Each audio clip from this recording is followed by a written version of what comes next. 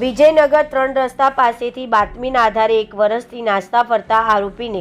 ઝડપી પાડતી ઈડર પોલીસ। રાજ્યના ગૃહ વિભાગ દ્વારા નાસ્તા ફરતા આરોપીઓને શોધી કાઢવા માટે તાત્કાલિક કાર્યવાહી કરી તપાસ કરવામાં આવે એવી સૂચના નાયબ પોલીસ મહાનિર્દેશક વિરેન્દ્રસિંહ યાદવ દ્વારા સૂચના કરવામાં આવી હતી। પ્રાપ્ત માહિતી મુજબ આ સૂચનાને લઈને સાબરકાંઠા જિલ્લા પોલીસ અધિક્ષક પાર્થરાજ ગોહિલ દ્વારા ઈડર નાયબ પોલીસ અધિક્ષક સ્મિત ગોહિલને કરવામાં આવતા જેમના સૂચનો અનુસાર પોલીસ સ્ટેશન પીઆઈ એજી રાઠોડ દ્વારા આરોપીની તપાસ કરી શોધખોળ હાથ ધરવા માટે સ્થાનિક પોલીસ ટીમ બનાવવામાં આવી હતી, જેમાં PSI VR Chauhan, head constable Rakesh Kumar સુરમાજી,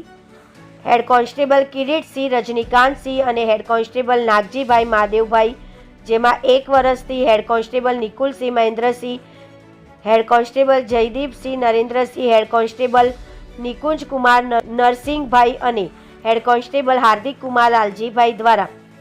special team બનાવી આ નાસ્તા ફરતા આરોપી મુકેશભાઈ સુરેશભાઈ કલાલ રહેઠાણ દબાચા, તાલુકો નવાગામ, જિલ્લો ઉદયપુર, રાજસ્થાનનો હોવાની વિગતોના આધારે શોધખોળ માટે તપાસ હાથ ધરવામાં આવી હતી, જેમાં પોલીસ ટીમને એવી બાતમી મળી હતી કે આરોપી વિજયનગર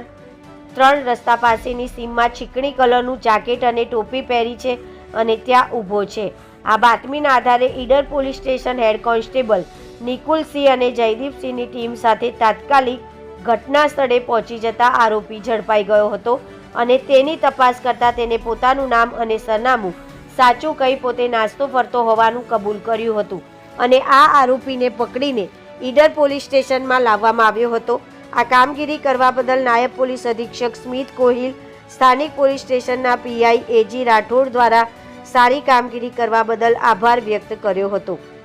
અને આરોપીને જેલના સળિયા પાછળ ધકેલવામાં આવ્યો હતો। રિપોર્ટર જનક જાદવ, BN ન્યૂઝ ગુજરાતી, સાબરકાંઠા।